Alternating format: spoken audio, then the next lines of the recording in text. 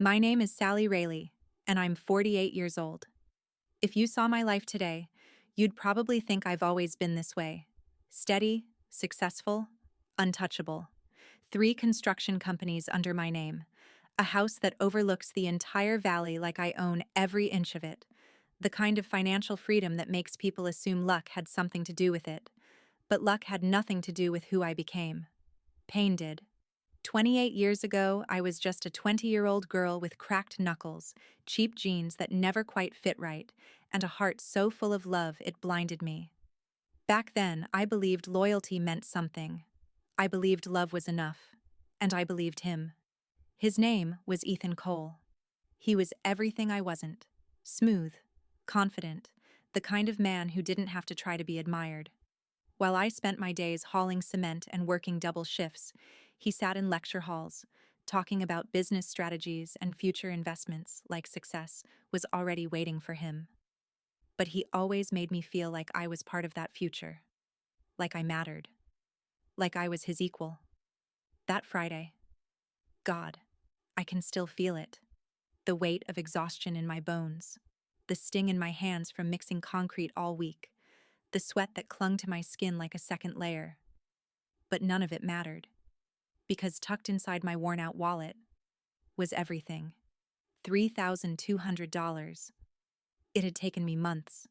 Every overtime shift, every meal I skipped, every night I went to bed hungry just to save a little more. That money wasn't just money.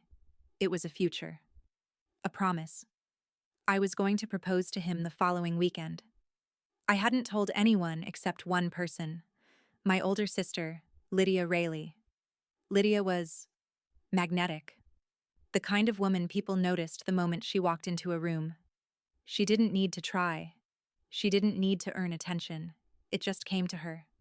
Growing up, I had always lived in her shadow, but I didn't resent it. I admired her, trusted her, loved her.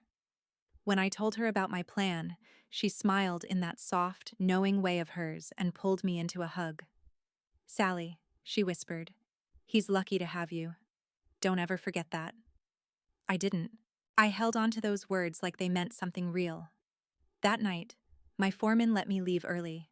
Said I'd earned it after all the overtime I'd been putting in, so I did something impulsive, something hopeful. I stopped by a small flower shop on the way home and bought 24 red roses. $60, money I didn't really have. But I didn't hesitate, because love at the time felt worth any price. I still had a key to Ethan's apartment. I remember standing outside his door for a second, smiling like an idiot, imagining his face when he saw me, the way his eyes would light up, the way he'd pull me into his arms. I unlocked the door quietly and stepped inside.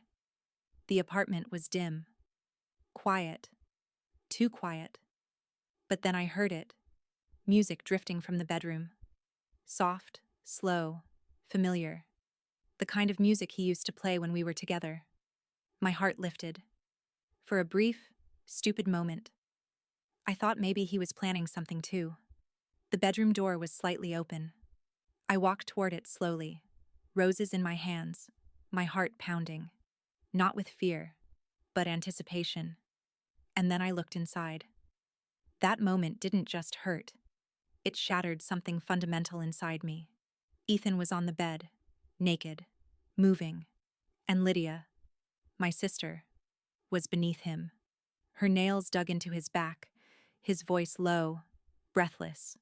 Their bodies moving together like this wasn't betrayal, like it was routine, like it had been happening for a long time. I froze. Everything inside me went completely still. The roses slipped from my fingers, hitting the floor with a soft thud, petals scattering across the doorway like something out of a nightmare I couldn't wake up from. They didn't notice me right away. That was the worst part. I wasn't even important enough to interrupt them. When they finally saw me, everything changed in an instant. Lydia gasped, grabbing the sheet, her expression shifting, not to guilt, but to annoyance. "Sally." Ethan sat up quickly, running a hand through his hair like this was just an inconvenience. "Let us explain." "Explain." That word echoed in my head like something foreign. How long? I asked. My voice sounded distant, hollow. They exchanged a look. That look said more than words ever could. 6 months, Lydia admitted. 6 months. Half a year. Half a year of lies.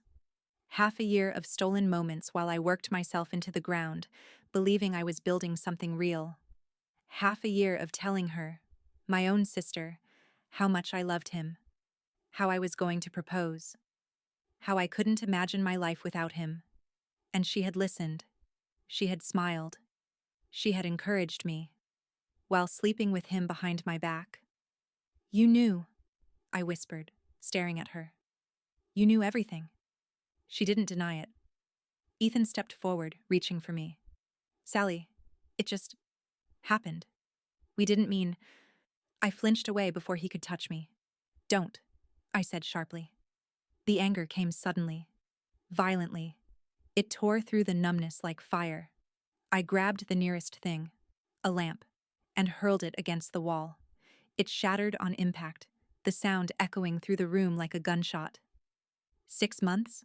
I screamed. 6 months while I was killing myself for us? Sally, calm down, Lydia started. Don't you tell me to calm down. My chest felt tight, like I couldn't breathe, like the air itself had turned against me. You're my sister, I said, my voice breaking. You were supposed to be on my side. For a second, just a second, I thought I saw something in her eyes. Regret.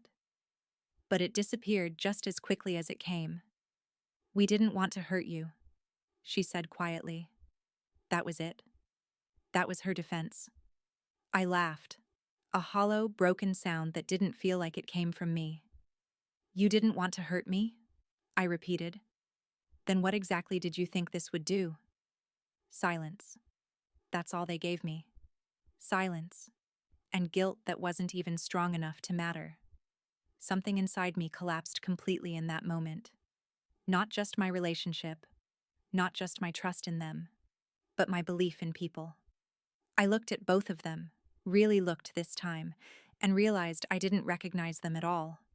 Or maybe I had never really known them to begin with. Stay away from me, I said quietly. My voice was calm now. Too calm. If I ever see either of you again. I didn't finish the sentence. I didn't need to. I turned and walked out of that apartment without looking back. The roses were still on the floor behind me. I drove for hours that night. At some point, I pulled over on the side of the road because I couldn't see through the tears anymore. My hands were shaking so badly I had to grip the steering wheel just to keep from falling apart completely. And in that moment, alone in the dark, with nothing left, I made a promise to myself. If love could break me this completely, then I would build something that couldn't be broken, something no one could take from me, something that didn't depend on anyone else. I didn't know how yet. I didn't know what it would cost. But I knew one thing for certain. The girl who walked into that apartment that night was not the same person who walked out, and the woman I would become, she would never be that weak again. 28 years is a long time to carry something. Long enough for the anger to cool, but not long enough for the memory to fade. I didn't heal after that night. I adapted. I buried everything, every ounce of hurt, every question, every betrayal, and I turned it into fuel. I worked like my life depended on it, because in a way, it did. I took every job I could find, learned everything I could get my hands on: plumbing, electrical, roofing, project management. While other people my age were out partying, I was studying blueprints under flickering lights and figuring out how to turn sweat into something that couldn't be taken from me. By the time I was 25, I started my first company. By 30, I had two.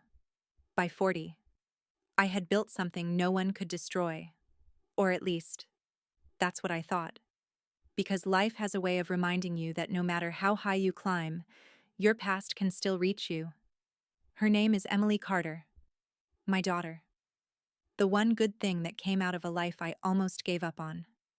I met her father, Daniel Carter, 2 years after everything with Ethan and Lydia. He wasn't flashy. He wasn't smooth. But he was kind, steady, safe. We built a life together, a real one. And when Emily was born, for the first time in years, I felt something close to peace. Daniel and I didn't last forever. We grew apart when Emily turned 12, but there was no betrayal, no destruction. Just two people who realized they wanted different things. We stayed civil. For her. And Emily. She grew up with everything I never had. Private schools, family vacations, a college fund that would carry her as far as she wanted to go. I made sure she would never feel the kind of instability I did, but I also made sure of something else. I never told her the full truth about my past. Not about Lydia, not about Ethan. I just told her we had differences, and I left it at that. For years. That was enough. Until 3 months ago. We were having brunch at the country club, just like we always did on Sundays. Emily was glowing, happy in that quiet, steady way that told me she had found something real. She had just gotten engaged to Ryan, a software engineer who treated her like she mattered. I approved of him immediately. So when she smiled across the table and said, "Mom, I want them at my wedding," I didn't understand at first. "Who?" She hesitated for just a second, then said it. "Aunt Lydia and Ethan." The world didn't stop. It didn't crash or explode or shift in some dramatic way. It just tilted, quietly, dangerously. "What did you just say?" "I want them there," she repeated, softer now. "They're still family." Family. That word hit harder than anything else. "Absolutely not," I said. The answer came instantly. Cold. Final. Emily blinked, clearly not expecting that reaction. "Mom, it's been almost 30 years. That doesn't matter." "It does matter," she insisted, leaning forward. "People change."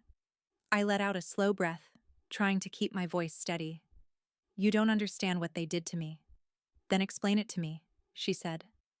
That stopped me, because for the first time, I realized she didn't know. Not really. And before I could respond, she added something that made my stomach twist. "I've been following Lydia on Instagram," she said carefully. "She seems nice, and her life looks normal.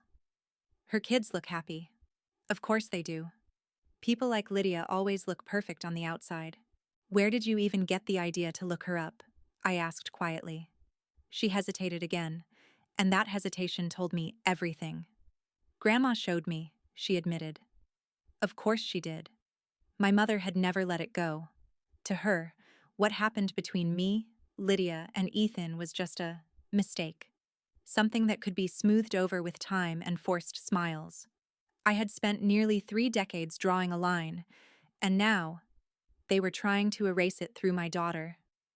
"If you invite them," I said slowly, "I won't be there." The words landed harder than I expected. Emily's face changed instantly. "Are you serious?" "Yes." "You would miss my wedding? Over this?" "This isn't this, Emily," I said, my voice tightening. "This is self-respect." She pushed her chair back, anger flashing across her face. "No," she snapped. "This is you holding on to something that should have been let go years ago. Watch your tone." "Or what?" she shot back. "You'll cut me off too?"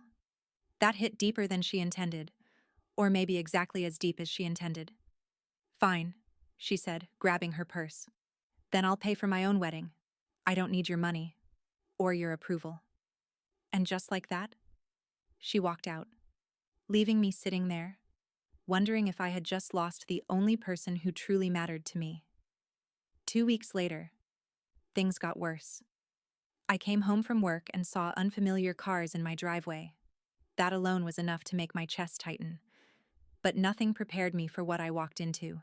They were sitting in my living room. Emily, Lydia, and Ethan. Like they belonged there. Like the last 28 years had never happened. Lydia had aged, but not in a way that softened her. If anything, she looked sharper, more artificial. Expensive clothes, subtle cosmetic work, the kind of appearance that tried too hard to hold on to something long gone. Ethan. He looked smaller than I remembered. Not physically, but something about him felt diminished, weaker. Mom, Emily said quickly, standing up. Please, just hear them out. I didn't look at her. My eyes stayed locked on Lydia. What is this? I asked. Lydia stood slowly, that same practiced smile on her lips. Sally, it's been a long time. Her voice was soft, sweet, fake. Get out, I said. Ethan stepped forward, hands raised slightly. Sally, we just want to talk. No, I cut him off. You don't get to talk. Not here. Not ever. Emily's voice cracked. They came to apologize. I laughed. Actually laughed. Apologize? I repeated. Then why haven't they said a single word about what they did? That's when Lydia's expression shifted. Just slightly. But enough. And I saw it. That flicker of calculation behind her eyes. The same look she had all those years ago. The same look that told me this wasn't about guilt. This was about something else. Something she wanted. Sally, she said gently, stepping closer, her eyes drifting, not to me, but around the room, the furniture, the artwork, the space. You've done incredibly well for yourself. There it was. Not, I'm sorry. Not, I regret what I did. Just recognition of what I had built and what she thought she could take. My chest went cold because suddenly, this wasn't about the past anymore. This was about the present and whatever they had come here for. It wasn't forgiveness. It was something far more dangerous. And for the first time in 28 years, I didn't feel hurt. I felt prepared.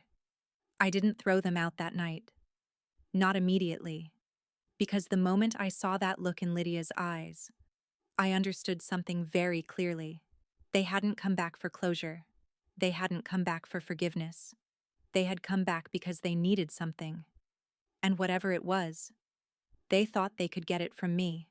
So instead of exploding, instead of reliving the same rage I had carried for nearly 3 decades, I did something different. I smiled. Not warmly. Not sincerely. But just enough to make them think they had a chance. Fine, I said calmly. You want to talk? Then we'll talk. Emily let out a small breath of relief behind me. Lydia's smile widened. Ethan straightened like he had just been handed an opportunity he didn't deserve, but none of them realized. The conversation had already shifted, because this time, I wasn't the girl walking into a betrayal. I was the woman controlling the room. The next week, I made a decision. A deliberate one. I called Emily. I've thought about what you said, I told her. Maybe it's time to let go of the past. The silence on the other end lasted a second. Then she started crying. Really, Mom? Really? And just like that, the door I had kept shut for 28 years was suddenly open, but not for the reasons she thought. There's just one thing, I added. What? I want them over for dinner. Before the wedding. Just the 4 of us. To clear the air? She asked softly. Yes, I said. But the truth was, I didn't want to clear anything. I wanted the truth laid out so clearly. No one could ignore it again. That week, I prepared everything carefully. Not just the dinner. Not just the house. But the truth. I made calls. Used connections I had built over decades. People who owed me favors. People who knew how to find information others tried to hide. And what I found was almost too perfect. Ethan hadn't just struggled in life. He had lost his job, terminated quietly after multiple complaints from female coworkers. Lydia, she had built an entire illusion on credit. $40,000 in debt, designer clothes, jewelry, a lifestyle she couldn't afford. And the part that almost made me laugh? She had been cheating on Ethan for 2 years, with a personal trainer half her age. History doesn't repeat itself, they say. But sometimes, It rhymes so perfectly, it feels intentional. Saturday night came. They arrived right on time. Lydia in a tight dress that tried too hard, Ethan in a suit that didn't quite fit right. Both of them smiling like this was some kind of reunion, like we were old friends catching up after a misunderstanding. "Sally," Lydia said sweetly, stepping forward for a hug. I didn't move. She adjusted quickly, pretending not to notice. "Your home is beautiful," she added, her eyes already scanning everything. Of course they were. They always were. "Come in," I said simply. Dinner started the way all fake dinners do. Small talk, polite smiles, carefully chosen words that meant nothing. Emily sat quietly, watching all of us, hopeful in a way that made my chest ache just a little, because she still believed this could work, that we could become something resembling a family again. Lydia was the first to break the illusion. "So," she said lightly, cutting into her food, "Emily tells us you've done very well for yourself." I didn't respond. She continued anyway. "It must be very comfortable, living like this." There it was, the real conversation. "What exactly are you asking me, Lydia?" I said calmly. She exchanged a quick glance with Ethan, then smiled. "Well, we've been going through a bit of a rough patch financially." "Of course you have." "Nothing too serious?" Ethan added quickly. "Just temporary," Lydia said, reaching across the table slightly. "But family helps family, right?" Family. That word again. I leaned back in my chair, studying them both. "How much?" I asked. Lydia didn't hesitate. 50,000. Emily's fork froze midair. Ethan looked uncomfortable, but he didn't correct her. Of course he didn't. Because this was the plan. This was always the plan. "You betrayed me," I said quietly. "You never apologized. And now you're asking me for $50,000? "We are apologizing," Lydia said quickly. "No," I replied. "You're asking." Silence fell over the table. And that's when I stood up. "I have something to show you," I said. I walked over to the cabinet behind me and pulled out a folder. Thick, heavy, final. "What is that?" Ethan asked nervously. "The truth," I said. I placed it on the table, opened it slowly, and started talking. "Did you know," I said casually, "that Ethan here lost his job because of multiple harassment complaints?" His face went pale instantly. "Sally, and Lydia," I continued, not even looking at him, "did you know your credit card debt is over $40,000? Emily turned sharply toward her aunt. "What?" "And my personal favorite." I pulled out a photo and slid it across the table. "This is you," I said, "with your trainer. Last Tuesday." The room went dead silent. Lydia didn't move. Ethan stared at the photo like it had just destroyed his entire world. 2 years, I added softly. "That's how long, right?" "Ethan, I can explain." "Explain?" he snapped, his voice breaking. "Explain what?" And just like that, the illusion shattered. Not by me, but by the truth they had been hiding from each other. I stepped back, letting it unfold, letting them destroy themselves the same way they had once destroyed me. Lydia's composure cracked first. "You set this up," she hissed. "No," I said calmly. "You did." Emily was crying now. Not for me, not for them, but for the realization that everything she believed about this family reunion was a lie. "I thought," she whispered. "I thought you just needed a second chance." "They did," I said softly. "And they used it to ask for money." Lydia slammed her hand on the table. "We needed that money. And you thought I was your solution? You're rich," she snapped. "It wouldn't even matter to you." I smiled slightly. "It matters to me who I give it to." Silence. Heavy. Final. "Get out," I said.